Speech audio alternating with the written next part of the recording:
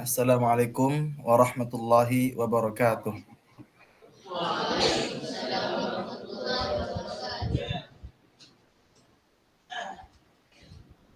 Alhamdulillahilladzi hadana li hadza wa ma kunna linahtadiya laula an hadanallah. Asyhadu an la ilaha illallah wahdahu la syarikalah wa asyhadu anna Muhammadan abduhu wa rasuluh la nabiyya wa la rasula ba'dah.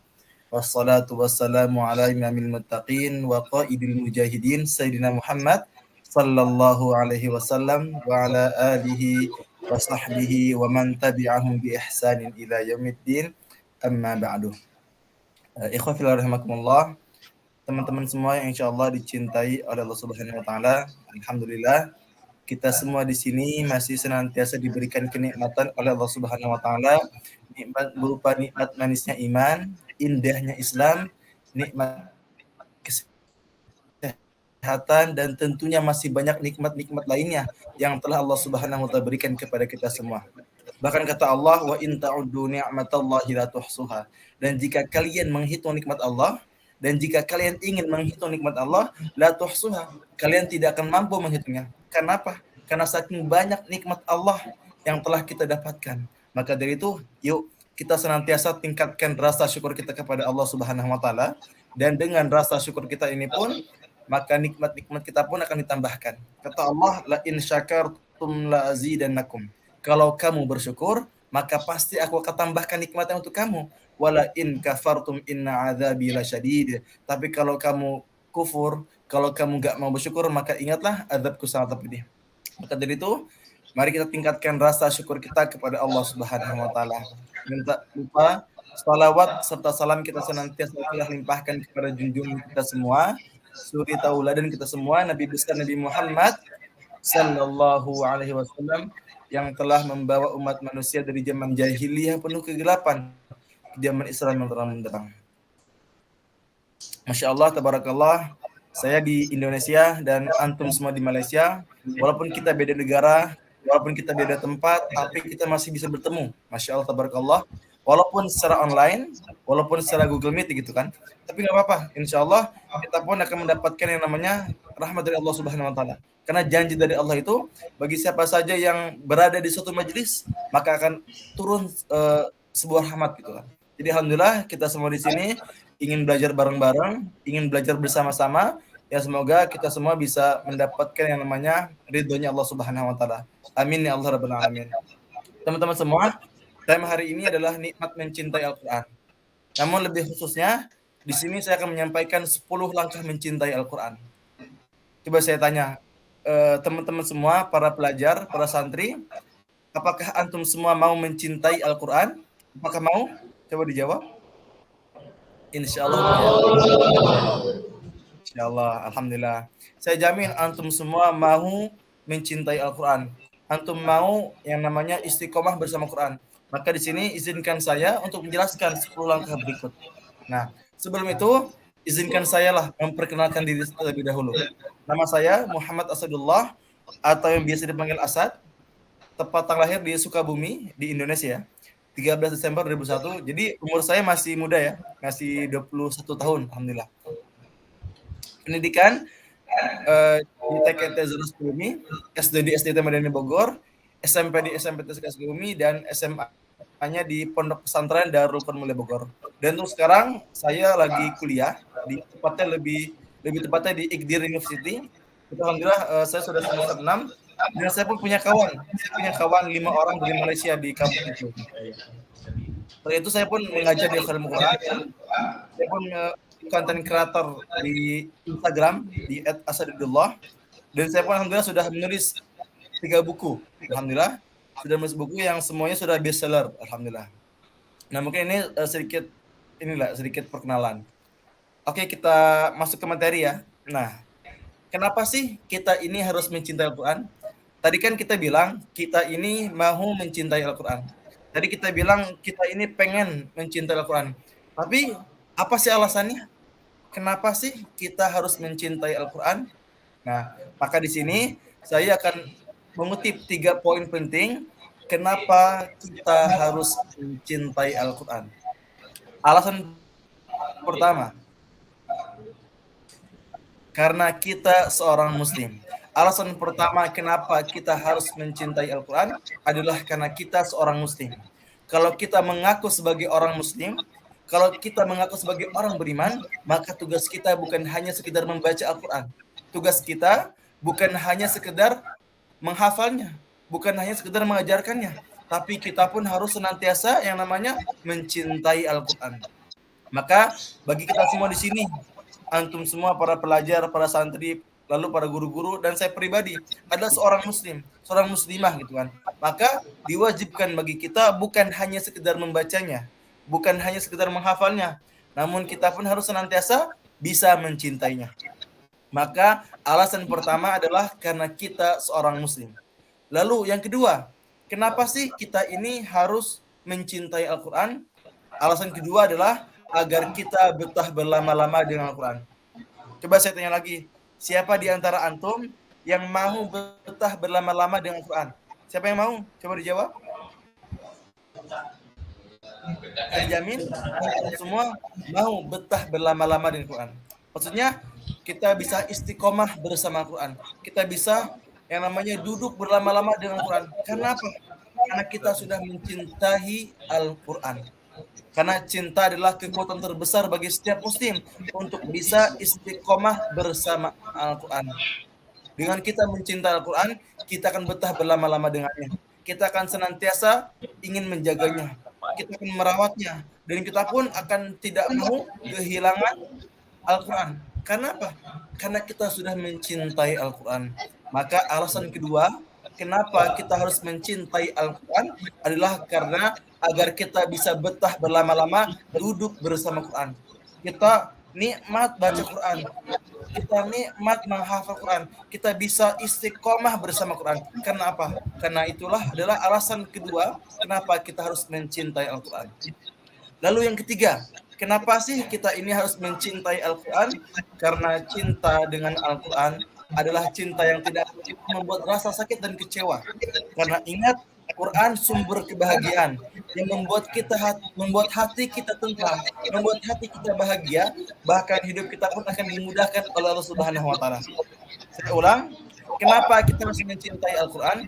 Karena Al-Quran adalah cinta yang tidak akan pernah membuat rasa sakit dan kecewa, karena Al-Quran sumber kebahagiaan yang bisa membuat hati kita tentram dan bahkan membuat hidup kita akan dimudahkan oleh Allah Subhanahu wa taala.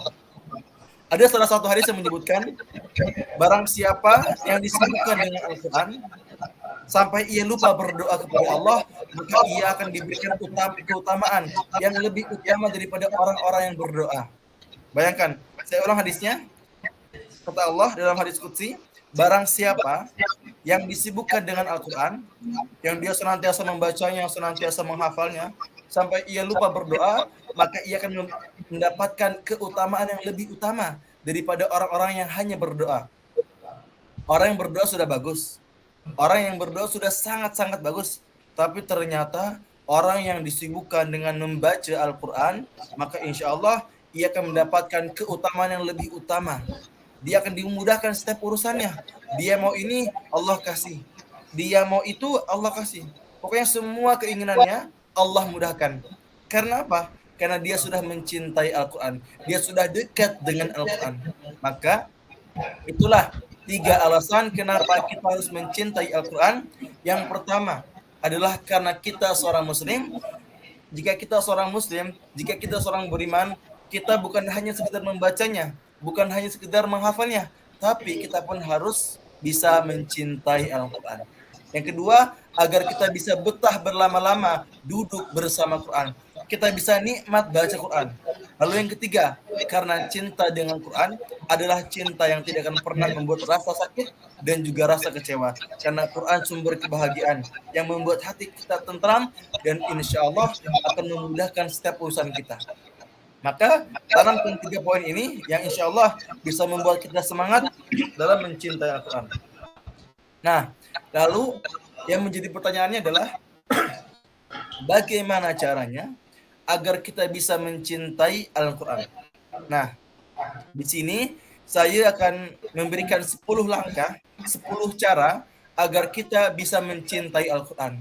Nah, jadi teman-teman semua, bisa diperhatikan dengan baik, atau bisa juga dicatat.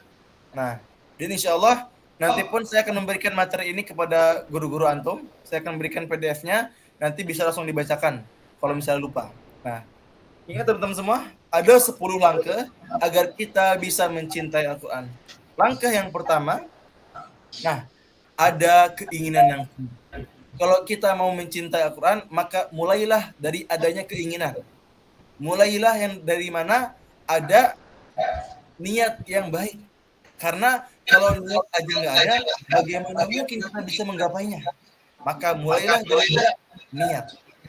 Ketika kita pengen mencintai Al-Quran, ketika kita ingin mencintai Al-Quran sepenuh hati, maka pastikan yang paling pertama kali harus kita siapkan adalah adanya keinginan yang kuat. Pastikan kita ingin, pastikan kita mau yang kuat. Dan jangan ada keraguan.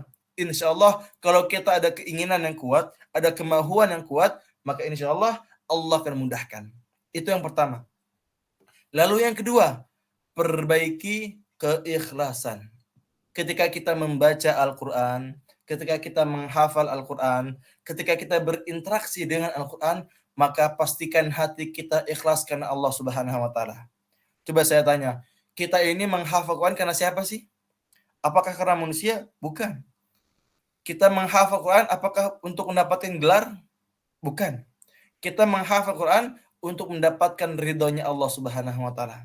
Jadi ingat teman-teman semua, kita menghafal Quran bukan untuk mendapatkan gelar Al-Hafidh, bukan untuk mendapatkan gelar Ustadz, bukan untuk dipuji-puji, bukan untuk disanjung, bukan untuk dibanggakan, tapi kita menghafal Quran untuk mendapatkan ridhonya Allah Subhanahu wa Ta'ala. Maka dari itu perbaiki keikhlasan kita. Kalau kita kalau kita mau mendapatkan cinta kepada Al-Quran, maka pastikan hati kita ikhlas. Kita menghafal Quran bukan karena untuk hafal, tapi untuk mendapatkan ridhonya Allah Subhanahu wa Ta'ala. Dan ingat teman-teman semua, ada sebuah hadis yang mengatakan bahwa para penghafal Quran yang niatnya salah, yang hatinya tidak ikhlas, maka orang-orang seperti inilah akan dilemparkan pertama kali ke neraka. Bayangkan, para penghafal Quran, para penuntut ilmu yang hatinya tidak ikhlas, yang dia ini mengharapkan pujian, yang mengharapkan yang namanya gelar, mendapatkan sanjungan. Kata Rasul, orang-orang seperti ini akan dilemparkan pertama kali ke neraka. Rasul pernah bersabda, Allah Subhanahu wa Ta'ala akan turun kepada hambanya di hari kiamat. Dan setiap hambanya ini akan datang dalam keadaan membungkuk. Dan kata Rasul, orang yang paling pertama kali dipanggil oleh Allah adalah para penghafal Quran. Lalu si penghafal Quran ini, para penuntut ilmu ini ditanya oleh Allah, wahai penghafal Quran, apa yang kamu sudah lakukan di dunia? Orang-orang ini menjawab, ya Allah, saya sudah membaca Quran, saya sudah menghafal Al-Quran, saya sudah dekat dengan Al-Quran, pagi, siang, malam gitu kan. Tapi apa kata Allah? Apa jawaban Allah? Kadzabta. Kadzabta. Kamu bohong, kamu dusta, kamu penipu. Kamu menghafal Al-Quran bukan karenaku, kamu membaca Al-Quran bukan karenaku, bukan karena Allah, tapi karena untuk mendapatkan gelar Al-Qari, mendapatkan gelar Al-Hafidh, mendapatkan pujian dari manusia. Dan itu semua sudah kamu dapatkan ketika kamu di dunia. Dari singkat hadis, orang-orang seperti ini yang niatnya salah, yang hatinya tidak ikhlas, dilemparkan pertama kali ke neraka. Na'udzubillahi min dzalik. Maka dari itu, bagi teman-teman semua yang mau mendapatkan kecintaan kepada Al-Quran, maka pastikan hati kita ikhlas untuk mengharapkan ridhonya Allah Subhanahu wa Ta'ala. Kita menghafal Quran bukan untuk hafal, tapi untuk mendapatkan ridhonya Allah Subhanahu wa Ta'ala. Itu yang kedua. Lalu yang ketiga, nah, paksakan perbanyak interaksi. Bagi teman-teman semua, para pelajar, para santri, para guru-guru, dan termasuk saya pribadi, kalau kita mau mencintai Al-Quran, mau mendapatkan cinta dengan Quran, maka paksakan untuk memperbanyak interaksi dengannya. Paksakan membacanya, paksakan menghafalnya. Karena ingat, cinta akan tumbuh ketika kita memperbanyak interaksi. Saya ulang, cinta akan tumbuh ketika kita memperbanyak interaksi. Karena manusia itu seperti itu. Ketika dia banyak interaksi dengan sesuatu, dan dia sudah mencintainya, maka insya Allah dia akan betah berlama-lama dengannya. Bahkan akan tumbuh yang namanya cinta yang sangat besar, cinta yang sangat luar biasa. Karena apa? Karena sudah memaksakan dirinya untuk memperbanyak interaksi. Dan paksakan walaupun berat, walaupun kita sering malas, walaupun sering ngantuk, sering banyak godaan, tapi kita paksakan diri kita untuk bisa memperbanyak interaksi dengan Al-Quran. Karena ingat, cinta akan tumbuh ketika kita memperbanyak interaksi dengan sesuatu, maka paksakan untuk memperbanyak interaksi dengannya. Lalu yang keempat, cari tahu keutamaan dari Al-Quran. Kenapa? Karena manusia itu akan semangat melakukan suatu hal karena dia tahu balasannya. Saya ulang, manusia itu akan semangat melakukan suatu hal karena dia tahu balasannya. Dia tahu balasannya seperti ini, dia semangat. Tapi kalau dia tahu balasan itu kecil, dia tidak semangat. Maka dari itu bagi teman-teman semua, bagi kita semua yang mau mencintai Al-Quran, yang mau semangat membaca Al-Quran, maka cari tahu keutamaan dari Al-Quran. Nah, di sini saya mengutip ada 6 keutamaan dari Al-Quran. Tentunya masih banyak ya, tentunya sangat banyak. Tapi di sini saya hanya mengutip 6 keutamaan dari membaca Al-Quran. Yang pertama, kita akan menjadi keluarganya Allah Subhanahu wa Ta'ala. Karena barang siapa yang senantiasa dekat dengan Al-Quran, maka ia menjadi keluarganya Allah, ahlullah, dan keluarga khususnya, kata Allah. Dan yang kedua, menjadi manusia yang terbaik. Kata Rasul, khairukum man ta'allamal Qur'an wa 'allamah. Sebaik-baiknya di antara kalian adalah yang mempelajari Al-Qur'an dan juga mengajarkannya. Maka sungguh beruntung bagi teman-teman semua di sini yang sudah mempelajari Al-Qur'an, bagi guru-guru yang sudah mengajarkan, dan kita semua yang sudah menghafalnya. Alhamdulillah, insyaallah kita bisa menjadi manusia yang terbaik. Karena kata Allah, kata Rasul, khairukum man ta'allamal Qur'an wa 'allamah. Sebaik-baiknya di antara kalian adalah yang mempelajari Al-Quran dan juga mengajarkannya. Maka terus paksakan diri kita untuk senantiasa memperbanyak membaca Quran dan juga mempelajarinya. Lalu yang ketiga, kita pun akan mendapatkan pahala yang berlimpah. Kita akan mendapatkan pahala yang sangat banyak. Karena kata Rasul, barang siapa yang membaca satu huruf dari Al-Quran, maka baginya satu kebaikan. Dan satu kebaikan itu akan dilipat gandakan menjadi 10. Dan kata Rasul, aku tidak mengatakan alif lam satu huruf, tapi alif satu huruf, lam satu huruf, dan mim satu huruf. Hadis riwayat Tirmidzi. Bayangkan, kita membaca alif lam mim saja sudah 3 huruf, sudah 3 pahala yang akan kita dapatkan, dan 3 itu akan dilipat gandakan menjadi 10. Jadi 3 kali 10 jadi menjadi 30 pahala. Masya Allah. Apalagi jika kita membaca satu halaman, coba hitung berapa huruf yang kita baca, sudah berapa pahala yang akan kita dapatkan. Maka sungguh beruntung nih bagi antum semua yang sudah menghafalnya, yang sudah menghafal satu juz, beruntung. Sudah banyak huruf yang antum baca, sudah berapa pahala yang Masya Allah akan antum dapatkan. Apalagi kalau kita bisa menghafal 30 juz, menghafal 20 juz, bagusnya 30 juz ya. Itu bayangkan, sudah berapa huruf yang kita baca, sudah berapa pahala yang akan kita dapatkan. Maka terus menghafal Quran dan juga mempelajarinya. Lalu yang keempat, kita pun akan diangkat derajatnya. Kalau kita memperbanyak membaca Al-Quran, maka kita pun akan diangkat derajatnya di akhirat kelak. Lalu yang kelima, mendapatkan syafaat di hari kiamat kelak. Kata Rasul, Iqra'ul Qur'an fa innahu ya'ti yaumal qiyamah syafi'an li ashabi. Bacalah Al-Qur'an, kata Rasul, karena sesungguhnya Al-Qur'an akan datang di hari kiamat menjadi syafaat, menjadi penolong bagi kita semua para pembacanya. Maka dari itu, bagi teman-teman semua yang mau mendapatkan syafaat dari Al-Qur'an, maka perbanyak membaca Al-Qur'an, perbanyak menghafalnya, perbanyak interaksi dengan Al-Qur'an. Karena insya Allah menjadi syafaat. Lalu yang keenam, kita pun akan dijauhkan dari api neraka.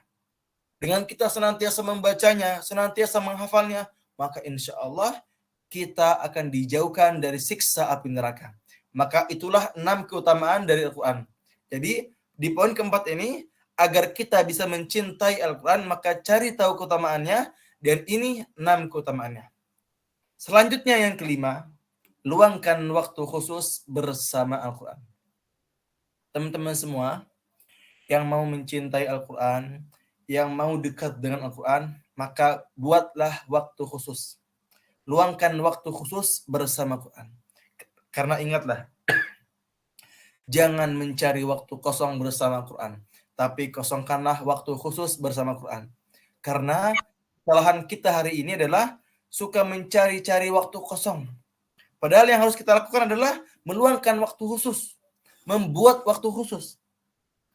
Jadi jangan pernah mencari waktu kosong, jangan pernah mencari waktu luang bersama Quran, tapi kita luangkan, kita buat waktu khusus bersama Al-Quran. Karena ingat, cinta itu butuh pembuktian, dan salah satu pembuktiannya adalah dengan meluangkan waktu bersamanya. Saya ulang, cinta itu butuh pembuktian, dan salah satu pembuktiannya adalah dengan meluangkan waktu khusus bersamanya. Jadi kalau kita mengaku pingin mau bersama Quran, mau mencintai Al-Quran, maka buktikan kepada Allah bahwa kita sudah meluangkan waktu bersamanya. Kita sudah punya waktunya, kita senantiasa membacanya, senantiasa menghafalnya, maka insya Allah cinta itu pun akan tumbuh kepada Al-Quran. Maka ingat di poin kelima ini, terus buat waktu khusus, luangkan waktu khusus, dan jangan cari waktu kosong bersama Quran, tapi buatlah waktu khusus bersama Al-Quran. Lalu yang keenam, nah ingat teman-teman semua, berusaha memahami dan juga mengamalkan. Karena dengan kita berusaha memahaminya, dengan kita berusaha mengamalkannya, maka itu pun salah satu bukti cinta kita dengan Al-Quran. Kalau kita pengen cinta Al-Quran, maka salah satu pembuktiannya adalah dengan berusaha memahaminya dan juga mengamalkannya. Memang sedikit sangat sulit, tapi nggak apa-apa. Kita berusaha, kita ikhtiarkan, kita usahakan semaksimal mungkin. Insya Allah dengan kita berusaha memahaminya, berusaha mengamalkan isi kandungan Al-Quran, maka kita pun akan bisa mencintai Al-Quran. Lalu yang ketujuh, carilah lingkungan yang mendukung. Nah, alhamdulillah teman-teman semua di sini sudah mempunyai lingkungan yang mendukung. Sudah di pondok, sudah di sekolah. Jadi para pelajar di sini alhamdulillah sudah ada ustadznya, ada teman-teman yang soleh. Karena itu, pentingnya seorang muslim itu adalah mencari teman-teman yang baik. Kata Allah, ya ayyuhalladzina amanu taqullaha wa kunu ma'as sadiqin. Wahai orang-orang beriman, bertakwalah kepada Allah, wa kunu ma'as sadiqin, dan bersamailah dengan orang-orang yang benar, dengan orang baik. Jadi Allah memerintahkan kita untuk senantiasa mencari teman-teman yang baik, mencari lingkungan yang baik. Karena apa? Karena Rasul pernah bersabda, al-mar'u ala dini khalili. Falyanzur ahadukum man yukhalil. Kata Rasul, agama seseorang itu dilihat dari teman dekatnya. Falyanzur ahadukum man yukhalil. Dan maka lihatlah dengan siapa kalian berteman. Jadi kalau antum ingin menjadi orang yang mencintai Al-Quran, kalau antum pengen menghafal Al-Quran, kalau antum pengen dekat bersama Al-Quran, maka carilah teman-teman yang mendukung antum. Cari guru-guru yang bisa membimbing, cari lingkungan yang mendukung, terkhususnya cari teman dekat yang baik. Karena dengan kita memiliki teman yang baik, maka insya Allah kita pun akan terbawa kepada mereka. Insya Allah. Ingat hadis ini, al-mar'u ala dini khalih. Agama seseorang itu tergantung pada teman dekatnya. Maka dari itu, kalau teman kita misalnya kurang baik, ya kita pun kurang baik. Tapi kalau teman kita orang baik, maka insya Allah kita pun akan menjadi orang yang baik. Insya Allah. Lalu yang kedelapan, ingatlah perjuangan Rasulullah Sallallahu Alaihi Wasallam dan juga para sahabatnya. Alhamdulillah, hari ini kita sudah mendapati Al-Quran yang begitu sempurna. Al-Quran yang sudah ada harokatnya, yang sudah ada titik-titiknya, yang sudah ada terjemahannya, sudah ada tafsirnya, sudah ada asbabun nuzulnya, dan lengkap-lengkapnya. Kenapa? Karena itulah perjuangan dari Rasulullah Sallallahu Alaihi Wasallam dan juga para sahabatnya. Lalu perjuangan para ulama. Dan sampai hari ini kita bisa merasakan kenikmatan Al-Quran karena siapa? Karena wasilah berkat mereka. Perjuangan Rasul yang mati-matian menjaga keutuhan Al-Quran. Para sahabatnya yang bisa menuliskan Al-Quran. Para tabi'in, para tabi'ut tabi'in, dan para ulama yang memperjuangkan Al-Quran. Yang memperjuangkan keutuhan Al-Quran. Maka sungguh beruntung kita semua di sini yang sudah mendapati Al-Quran yang begitu indah. Kita sudah lihat Al-Quran, ada terjemahannya, ada tafsirnya, ada asbabun nuzulnya. Maka dari itu kita nikmati dan kita cintai itu. Maka dari itu ingatlah perjuangan mereka, karena dengan kita mengingat perjuangan mereka, maka insya Allah kita pun akan bisa mencintai Al-Quran. Lalu selanjutnya, yang kesembilan, perbanyak doa kepada Allah Subhanahu wa Ta'ala. Bagi teman-teman semua, para santri, para asatidzah, dan kita semua, kalau kita mau mencintai Al-Quran, maka pastikan diri kita ini terus meminta kepada Allah Subhanahu wa Ta'ala. Kita minta sama Allah, kita karena kata Allah, ud'uni astajib lakum. Kalau kalian ada sesuatu, maka mintalah kepadaku, astajib lakum, maka pasti aku akan jawab untuk kamu. Bayangkan, Allah memberitakan kita, ud'uni, berdoalah kepadaku, kata Allah, astajib lakum, maka pasti aku akan jawab untuk kamu. Aku akan ijabah untuk kamu doa-doanya. Nah, dan di sini ada salah satu doa yang bisa kita amalkan, yang bisa teman-teman amalkan. Apa doanya? Allahumma rzuqni hubbal Qur'an wasyauqi ila qiraatih. Ya Allah, anugerahkanlah kepadaku untuk bisa mencintai Al-Quran dan rindu dalam membacanya. Saya ulang. Allahumma rzuqni hubbal Qur'an wasyauqi ila qiraatih. Ya Allah, anugerahkanlah kepadaku untuk bisa mencintai Al-Quran dan rindu dalam membacanya. Bagi teman-teman semua yang mau mencintai Al-Quran, yang mau istiqomah bersama Quran, perbanyak doa ini.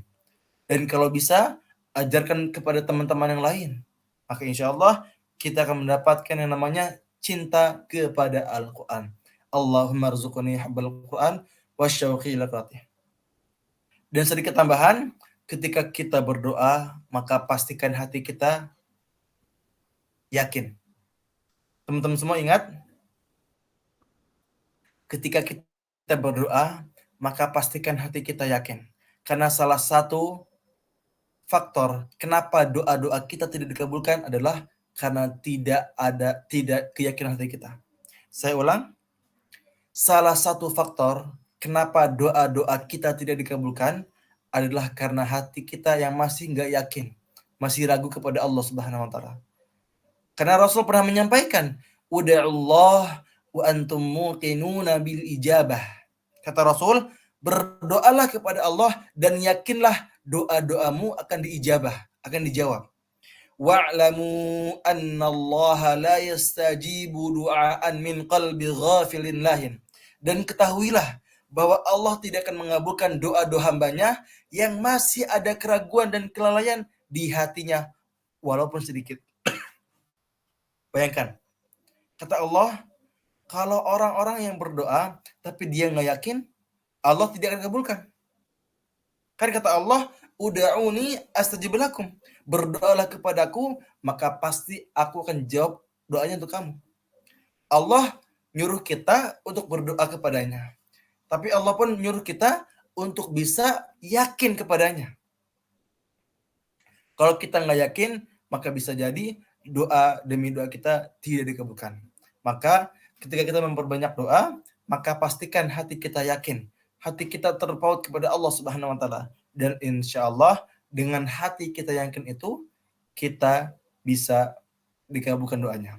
Dan ingat, perbanyak doa ini, Allahumma rzuqni hubbal Qur'an wasyauqi ila qiraatih. Lalu cara ke-10 agar kita bisa mencintai Al-Quran adalah dengan meninggalkan segala jenis kemaksiatan. Yang masih suka berkata kasar, tinggalkan. Yang masih suka berkata kotor, tinggalkan. yang suka masih berpikiran kotor, berpikiran buruk, tinggalkan segala jenis kemaksiatan itu. Kenapa? Karena Imam Syafi'i pernah mengatakan seperti ini. Kata beliau, aku pernah mengadukan kepada Imam Waqi', gurunya, tentang jeleknya hafalanku. Lalu beliau menunjukiku untuk meninggalkan maksiat. Beliau memberitahukanku bahwa ilmu adalah cahaya dan cahaya Allah tidak akan mungkin diberikan kepada ahli maksiat. Bayangkan. Ingat kalimat ini, kata Imam Syafi'i, ilmu adalah cahaya dan cahaya Allah tidak akan diberikan kepada orang-orang yang suka maksiat. Dan ternyata dari kisah ini, Imam Syafi'i ini pernah mengalami yang namanya kurang baiknya hafalan. Dia pernah merasa hafalnya memburuk gitu kan. Ternyata setelah ditelaah, beliau tidak sengaja melihat betis wanita ketika di pasar. Jadi ketika dia pengen berangkat ke gurunya, ketika dia lewat ke pasar, dia tidak sengaja melihat betis seorang wanita. Ingat, tidak sengaja loh. Sehingga hafalan ia memburuk. Kenapa? Karena nggak sengaja, tidak sengaja melihat betis seorang wanita. Lah kita gitu kan, yang sering berkata kasar, yang sering berpikiran kasar, berpikiran kotor, yang suka melihat apa-apa yang diharamkan. Maka sungguh wajar kalau kita suka kehilangan hafalan. Maka wajar kalau kita suka maksiat, maka kita sulit mencintai Al-Quran. Maka dari itu, bagi teman-teman semua yang mau mencintai Al-Quran, maka ingat tinggalkan segala jenis kemaksiatan. Nah, di sini pun ada doa nih. Ada doa untuk kita semua agar bisa meninggalkan segala jenis kemaksiatan. Doa ini adalah doa yang diajarkan oleh Imam Asy-Syarawi. Jadi, doa ini adalah doa yang diajarkan oleh Imam Mutawalli Asy-Syarawi. Jadi beliau pernah mengatakan kepada seorang pemuda, wahai pemuda, kalau kamu suka maksiat dan kamu bingung meninggalkan maksiat itu, maka baca doa ini. Kata beliau, baca doa ini, Allahumma ahrimni ladzata ma'siyatik warzuqni ladzata ta'atik. Kata beliau, perbanyak doa ini, Allahumma ahrimni ladzata ma'siyatik warzuqni ladzata ta'atik. Ya Allah, haramkanlah kepadaku dari kelezatan bermaksiat kepadamu dan berikanlah kepadaku kelezatan untuk taat kepadamu. Saya ulang doanya, Allahumma ahrimni ladzata ma'siyatik warzuqni ladzata ta'atik. Ya Allah, haramkanlah kepadaku daripada kelezatan bermaksiat kepadamu dan berikanlah kepadaku kelezatan untuk taat kepadamu. Teman-teman semua, silakan diamalkan doa ini.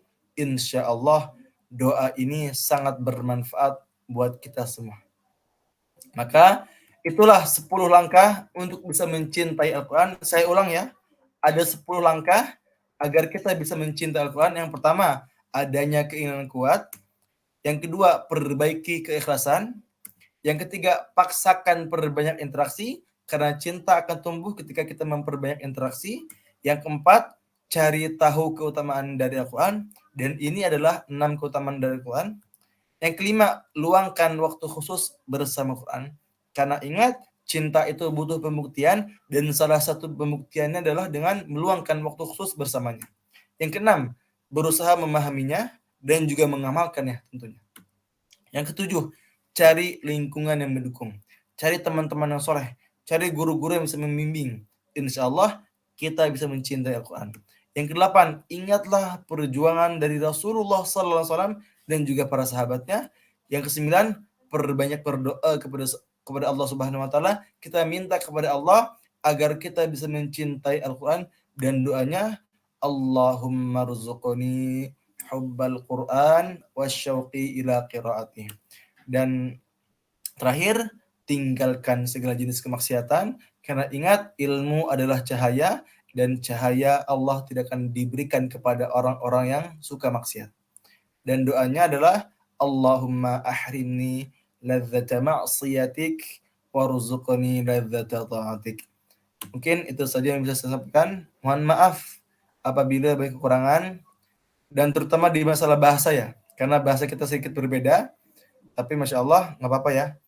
Kita bisa mendapatkan keutamaan dah dari adanya kajian ini. Assalamualaikum warahmatullahi wabarakatuh.